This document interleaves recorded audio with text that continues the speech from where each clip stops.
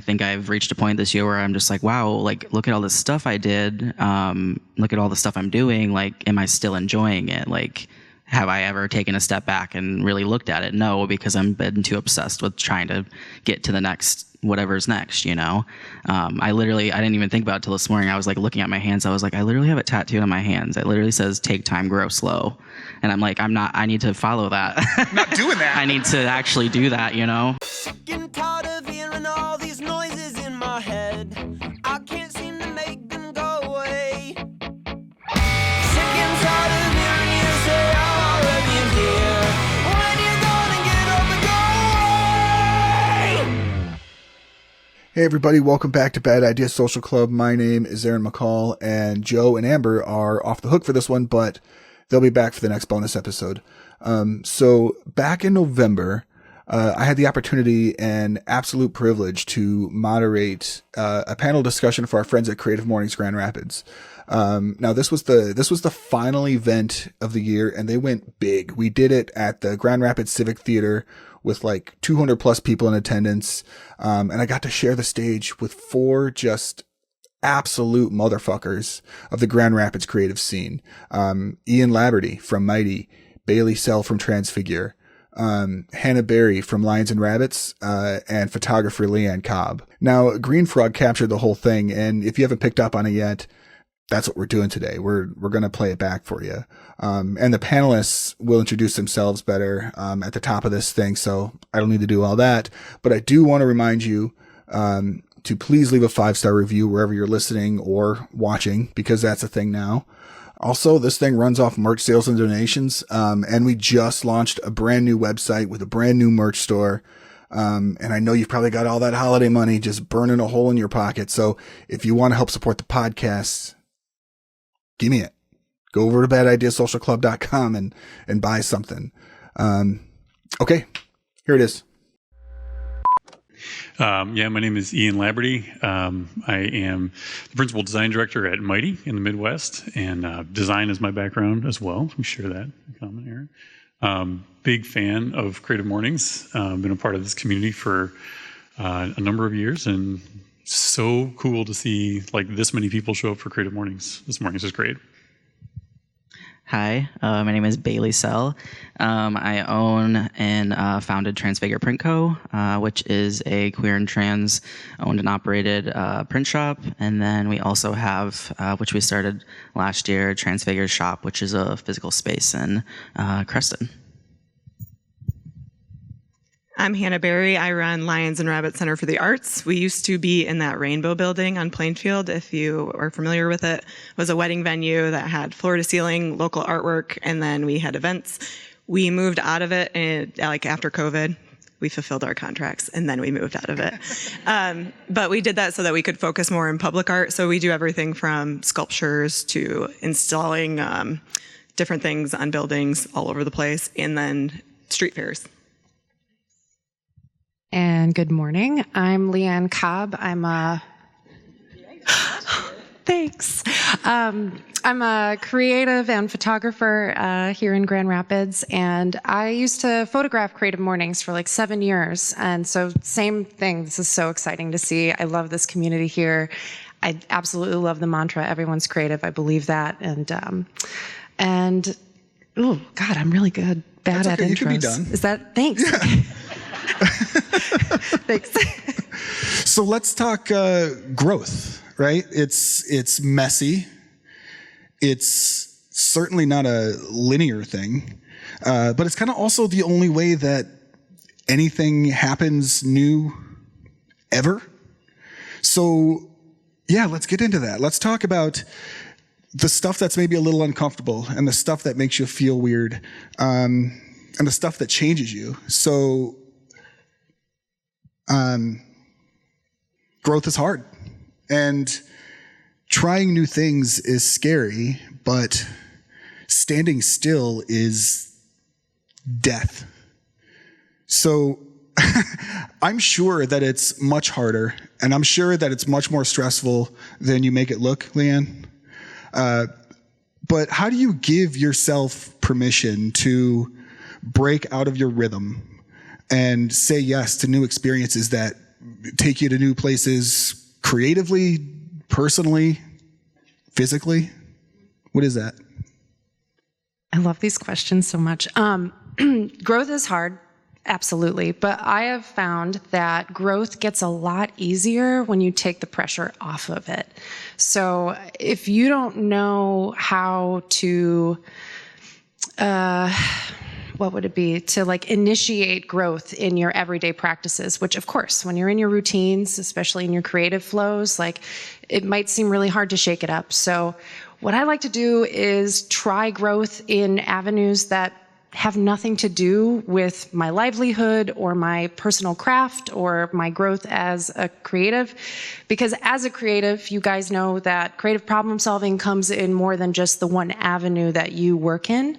And so as soon as I take the pressure off of me to succeed, because my expectation is I should be good at something, and I try something with the expectation of, I don't know shit about this, and as long as I do it, I've learned something, then I find that growth happens naturally, so that once I'm under pressure to do something that would be a bigger version of myself or handle something that maybe seems harder than usual, I have the experience of trying something new or calming down or realizing that there's other ways to go about problem solving. And it just seems a lot easier than having that pressure on you all the time that, you should be better, you should do better, you can do better. Like, just try. And then if you fail, okay, what's it matter too? It definitely makes it easier. I feel like maybe you have a very specific example, maybe something Italian. I think the example, yeah, I know. I was nervous this was gonna. No. So as a creative, so sorry. All right, hold on. The coffee just kicked in. She's gonna start pacing any second. No, literally, I was nervous I was going to do that too. Oh, man. Okay, so really, when I was up here speaking last for Creative Mornings, I was up here with a business partner about a new brand that we were launching, and it was always an experiment. We were really coming at it from another angle, from an industry. It was a androgynous swimwear company. We were trying to be ethical, size inclusive, all the things that are really almost impossible in today's world to manufacture feasibly. So we closed it earlier this year, this summer, which was a super bummer, but we also knew that we really couldn't take it any further. So, it was bittersweet, but still no, we did what we could. After that, though, I was finding myself with a little bit of extra free time, and a friend of mine recommended to me a scholarship opportunity to study the Italian language immersively in Italy for a month. And it's a Grand Rapids scholarship that comes out every year through the Grand Rapids sister cities. And I applied, and I got it. And so I spent the month of September learning a new language in Italy amongst a bunch of other international students, and it was really hard. Everyone else spoke at least a second language, because English is pretty ubiquitous, but I did not have any concept and hadn't learned a language since really grade school. So it was hard, and I was certainly the worst at it in the class, which was fine. But also, it was easier to not get frustrated at my ability, because I knew, I'm gonna suck at this, if I had gone and taken an art class in Italy and sucked at it, I probably would have been really mad. So it was great, though, because it was a challenging thing. And then when I was able to succeed at it even a little bit, it felt like a huge win. And then traveling is hard. And there's so many other aspects of being that far away that they're challenging, they're routine disrupting, but also, every single time I was met with a challenge and then overcame it, it was a fantastic reminder of what we actually are capable of when we're out of our everyday routine. So it was a really great reminder of who knows what opportunity will come next, but I think I'm ready to meet it. And if it works, it works. And if not, I know how to pivot. So, yeah, thanks for asking. Yeah. Hannah, how are you? Good morning. I kind of want to talk about Lions. Well, I want you to talk about Lions and Rabbits because by now Lions and Rabbits has become an institution in Grand Rapids. So I'm curious about how your vision for Lions and Rabbits has evolved from inception to where things are today. I will say that that event space made a lot of money. So it was not the best idea to close an event space, but it wasn't what I wanted to do. So if you take where I was and then you put the event space on it and then all the arts, that's where I think that I kind of lost what Lions and Rabbits should be. But the model in which it was created on was sustainable. So when we became a for-profit, or when we moved from the for-profit into the nonprofit space, that was a massive learning curve for me, and it still is all of the time. But what I've been able to learn from it is that we don't need more artists. I know everyone is creative, and I very, very, very much value that. But we need more people in facilitation, more people who are ready and willing from cross-sector to come in and help creative, because we're flying our planes up here, and they're flying their planes with everybody else in their solo planes. We're in our big planes. Yeah, I totally get it. Right? Like, everyone's like, you're flying a plane up here. And I'm like, okay, so get me somebody in finance, but, or a lawyer.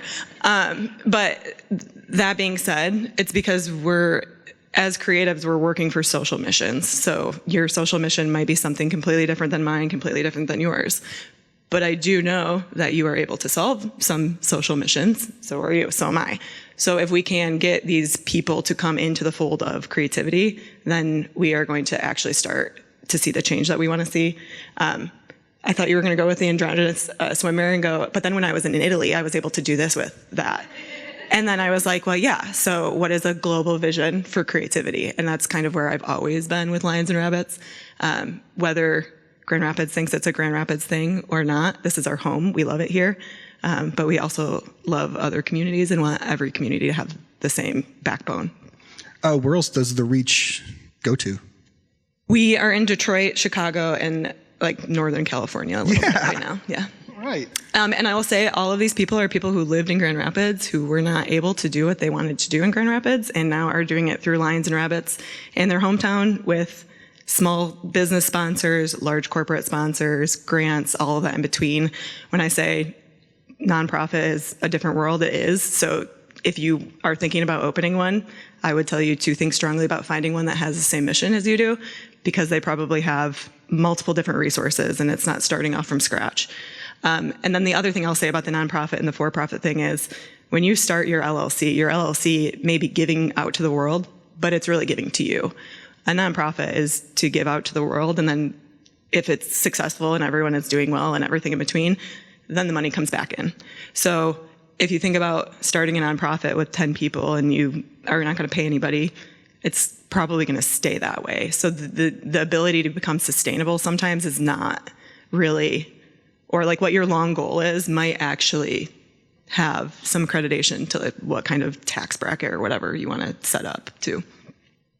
I think a lot like Lions and, well, actually nothing like Lions and Rabbits. Transfigure has evolved in some really interesting ways too. But not just as a brand. I think, it's also an extension of who you are, Bailey. And I think knowing you as well as I do, that line is blurry as shit. Right? Is that fair? Yeah. Yes. So Transfigure has kind of become this hub for community and creativity and belonging. Was that always the goal? I think that was the goal. I don't think I had any idea on how I wanted to get there. So it's kind of been a surprise to see how quickly I got there and what it's been like now that I'm here. I think when I started out, my only plan was to find a way to merge my love for printmaking and what I was making at school while I was at Kendall with my love for the trans community and the queer community that I have found myself a part of, and I wanted to find a way to merge those two things and, create a life out of it, create a career out of it. So I started by, just making shirts and selling those. I introduced kind of our biggest part of Transfigure is the mutual aid aspect of it. And I think the further I got with, creating stuff for myself, I realized the bigger picture for me was to create a space that I could share with other people. I think personally, I'm a person who doesn't really enjoy the spotlight. I'm very uncomfortable right now. You're in the right space. Yeah. So I think long term, I really wanted to have a business that I could kind of, be in the background of, but still operate and be able to, create a space that I could share. And so, I started creating this platform and started introducing a lot of different initiatives that I could find ways to work with other people and give them more of the spotlight than myself. And a lot of those things ended up being, we created a mutual aid fund that we donate funds directly to trans and queer people. We donate also on top of that monthly to different nonprofits and organizations all through our sales from our shirts. We opened up the store last year in Creston. So that's a hub for, creatives as well. We have probably close to 200 different artists and small businesses that we sell their merch in the store. And then recently too, I guess not recently, but 3 years ago, we started something called Transfuse. We collaborate with the Grand Rapids Trans Foundation to create, what was originally just an artist market, but it has transformed into an artist market. We have, entertainment. We have drag and musical entertainment. We have food, local food, drink. This year we did it at the farmers market, and it was our biggest one yet. It totally exceeded every expectation we had, and that was amazing. And I think, it definitely, to go back to your question, I think I had an idea of, what I liked and what I wanted to do. I don't think I knew how to do it, and now that I have done it, I'm just like, whoa, I didn't realize that was possible. I'm glad that I'm here. But I also I think my biggest thing about Transfigure is I really enjoy that I've cultivated this space that, I don't have to be at the forefront. That's not the point. The point is to share the space that the platform that I've created, this big platform, this big social media presence, these physical spaces, and I can share that with other people and, give my time and my money to people that need it. I love you for that. I don't have a segue, so but we've all had to grow and evolve as we think about how we think about and react to social and political moments. And Ian, since becoming partner at Mighty, how new is that? So that was 2019. Okay, so I don't have to say congratulations. You're fine. Yeah, it's been a minute. But how have you navigated that responsibility with your team externally? And also, what has that growth been to you? Yeah. So when I spoke in Creative Mornings, it was 2017. So this was just not too long after that. And there were a few things happening in the world around 2017, 2018, 2019. Yeah, I remember that. Yeah, a couple things stand out. I think I'm a person that has always I like to operate with a plan, and I feel like moving into that role around that time stretched me a bit because there wasn't, none of us really had a great plan. None of us really had a great playbook for navigating both the social moment of that time, but also kind of what was happening with the pandemic and all of that, and trying to understand how do we lead, in that moment.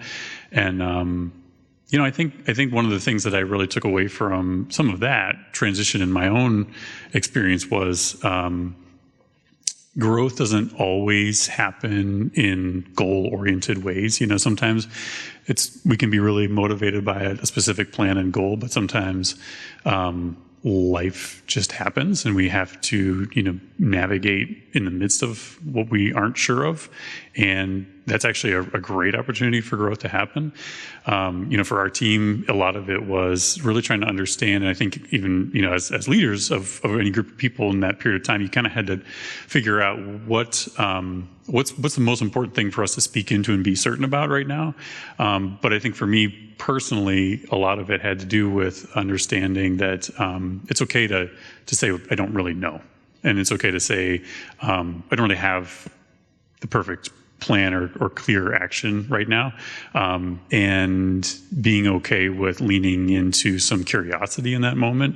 And that's actually something that I hope that a lot of people were able to take away from that time, because it's been something that I think has really helped me continue forward in that way. Understanding that we sometimes can learn the most from people that are around us when we say, I'm not really sure. Here's what this means to me, in the moment right now, and here's what that looks like. And then I think the other thing that was helpful in that transitional time is going back to sort of the things that I hold true to be values, and that Mighty holds to be values. Sometimes in moments where things are new and uncertain and unclear, it's just simply going back to, okay, what do I know to be true right now? What do I hold on to in terms of value and meaning?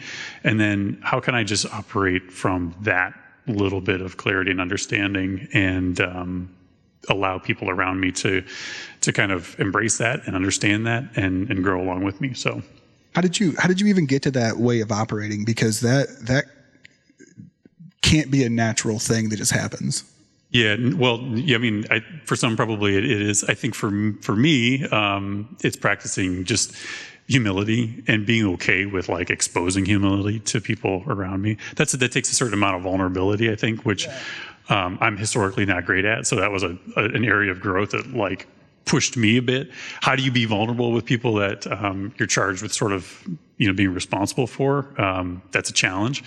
But I think if you can approach that with humility, it gets you a long way. One other thing I'll say about curiosity is that I think people also are very dialed into fake curiosity. I think you have to be really careful to be genuine when you're curious. It's really easy to sometimes try to lead someone to something through sort of this like disingenuous curiosity. And so I think it's really important to check yourself and make sure that as you're navigating that space, your curiosity comes from like an honest place. And that starts with recognizing that you don't always have all the answers, and that's okay. I love that. On vulnerability, Leigh Ann, as a photographer and a creative and a person, talk to me about vulnerability and showing up fully, and when you recognize that as like a must. Yeah, well, I will say, doing portraiture, vulnerability is like the perfect way to level the playing field between you and your subject. And so for me, it's a great analogy. It's a way for me to really practice vulnerability, authentic vulnerability, this sense of like, ooh, like checking in, how are you? But even, what was I going to say? Vulnerability, hold on. Thank you, sorry. Emotion. Oh, okay. No, this is good. I'm so nervous. Shake it off. I know, thank you. Oh my God. Okay, so the thing about being vulnerable, right? Like vulnerability has a bad rap because really it means that you're easily hurt. And I think that's only part of what I would consider the definition or the possibility. if you're vulnerable and you're easily sensitive and you're easily someone who's prone to, negative emotions or negative reactions to something, that also means that you're also prone to extreme highs in emotions and excitement and awe and curiosity. And I think being vulnerable means that you can be both of those things, and you can tap into other people's empathy in a way that allows for that authentic vulnerability to actually be helpful. I can see why you might be nervous. Well, don't worry, I've got you. And so, I don't know, I think really just shedding shame away from that word is a really important practice for creatives, because our sensitivity is what makes us so good at picking out what is the creative thing we should do, how we problem solve, how we think critically about the world. And so, yeah, it's not necessarily a bad thing. It's also something we're going to have to learn over and over and over and over again. So you're not going to get it right every time. Don't beat yourself up about it. That's why they call it the creative process. And yeah, it's going to be lifelong. And how exciting is that? Well, and with growth and vulnerability comes pains.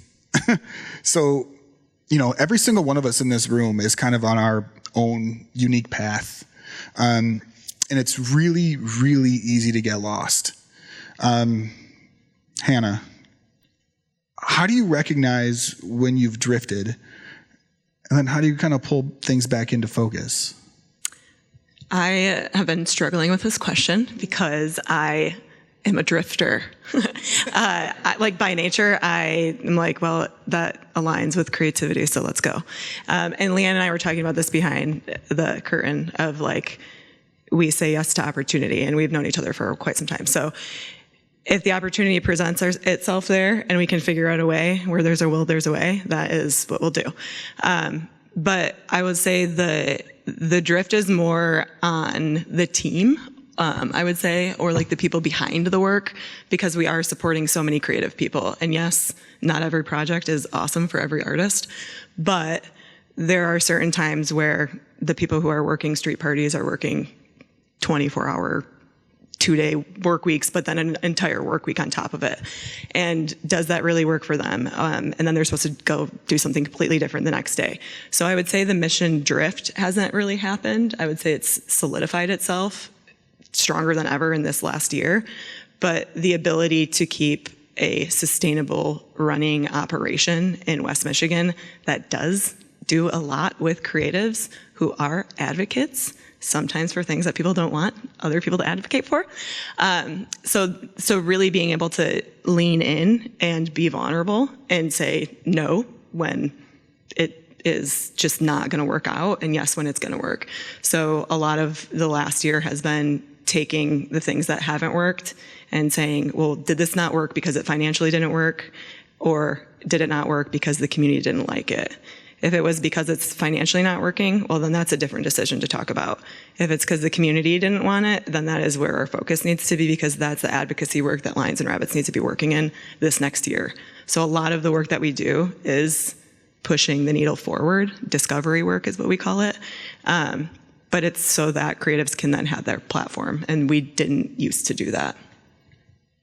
Bailey, talk to me about the little wins. Yeah, I was thinking a lot about that question last night, and I think one of the great things about doing Transfigure and being able to give so much is seeing how that is received. And I think little wins for that means, working at the store and seeing, kids come in. Sometimes they come in with their parents. Sometimes they wander in on their own. We're right down the road from the high school. So there's a lot of kids that come in, and just to see, how happy it makes them to see the stuff that we have in the store that you can't, really find many other places in Grand Rapids. And, to see just the happiness it brings them. I think that's something that really keeps me going through the days where I am what, this is a lot. We see that a lot at events too, like pride events. A lot of kids walk up to us and just tell us how happy they are to be there and see our stuff. And yeah, some bigger ones. I mean, yeah, like I mentioned, the transfused market. I think what was really clear to me after that was we need stuff like that in Grand Rapids. And I think hearing so much from not only the vendors, but just people that came as well, just like really appreciated what we were able to do and the space we were able to provide. I mean, I love all of that. I love all of that feedback, and just like stuff like that, I think really keeps me going. And just I appreciate all of the positive, mostly always positive stuff that I get from doing Transfigure. What about everybody else? Little wins. Any thoughts? Yeah.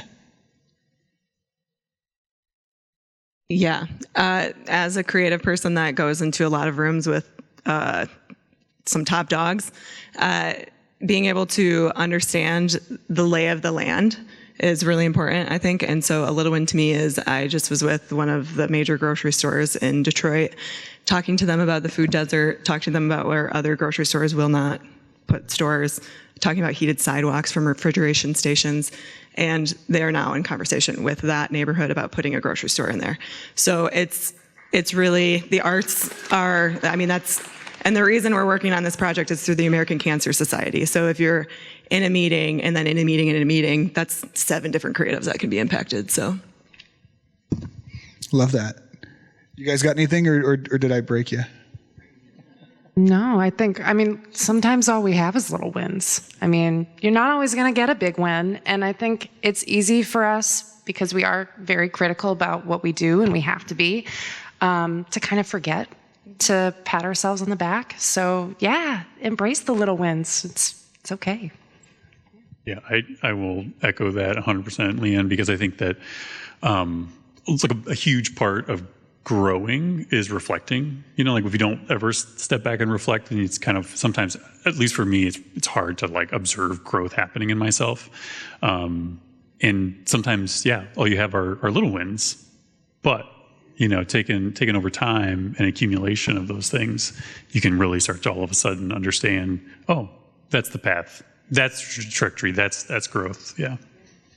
I've got one more note on that because it reminded me, which is my favorite analogy, and I think you guys will appreciate it. And it's like when you're working on something, you're looking at the details, right? Like you're this, like if it's a painting, you're this close to the canvas. And sometimes it's really hard if we haven't trained ourselves to like put the brush down, take a step back from the doorway and look at it as a whole. And if you don't know how to do that and you can't remember to do it, bring somebody in the room. Right? Like this is why community in so many ways matters. Friends that you can trust, people that know how hard you were working on those little details, because they're going to be able to step back, see the whole thing, and maybe they'll give you some insight that you just couldn't see in your current moment. And especially if you're a freelancer, you don't always get that feedback. So you need to seek it out and consider it a strength to be able to say, like, I would love your input. So your community matters, the people you include in your life matter, and if they know you well, then they're going to advocate for your growth. So one more, before we wrap things up, what's one thing that each of you want to leave these lovely people with? I said it. I think something that's been really prevalent for me this year is to just really take your time. I think with growth specifically, it's hard to not always be looking for what's the next step, you know, how to climb the ladder, how to make the most money, how to progress your business, how to do all these things. And it's easy to do that super quick. And I think I've reached a point this year where I'm just like, wow, like, look at all this stuff I did. Look at all the stuff I'm doing. Like, am I still enjoying it? Like, have I ever taken a step back and really looked at it? No, because I'm been too obsessed with trying to get to the next, whatever's next, you know? I didn't even think about it till this morning. I was like looking at my hands. I was like, I literally have it tattooed on my hands. It literally says, take time, grow slow. And I'm like, I need to follow that. Not doing that. I need to actually do that, you know?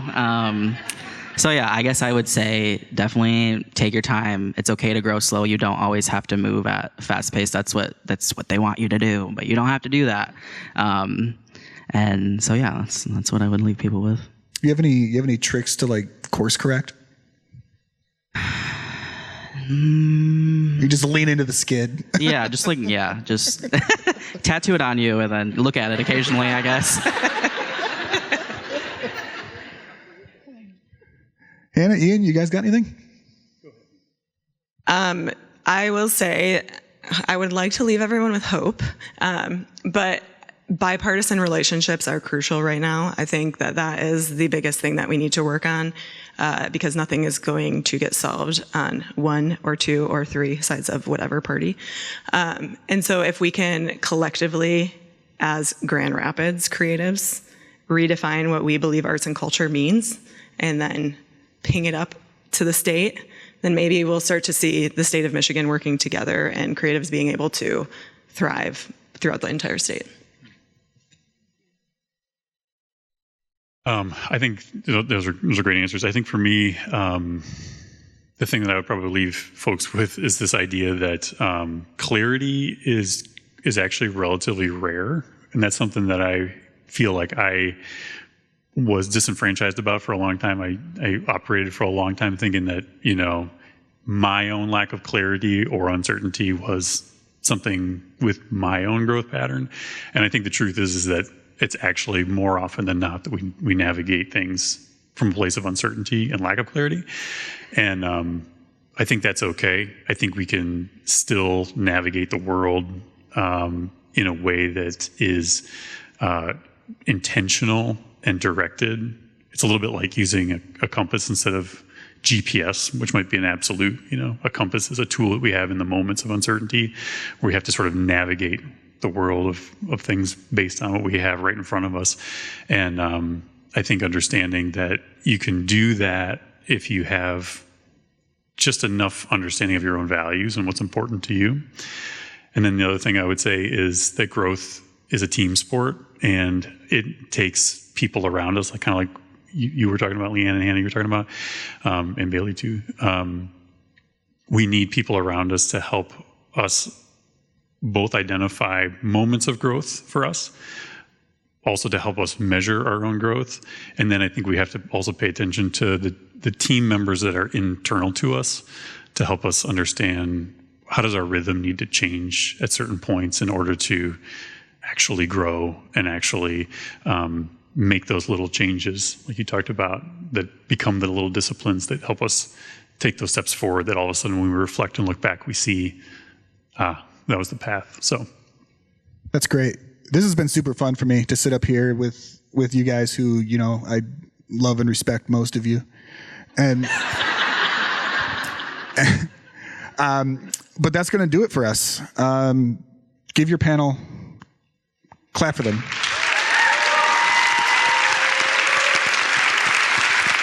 Sick and tired of hearing all these noises in my head. I can't seem to make them go away. Bad Idea Social Club is an independent podcast made possible by donations, merch sales, and reviews. Graphic designer Aaron McCall is our host, producer, editor, and writer. Co-hosts are Amber Gray and me, Joe Matteson. Music by Mike Maines and the Branches. Follow along wherever you get your podcasts. Sick and tired of hearing all these noises in my head.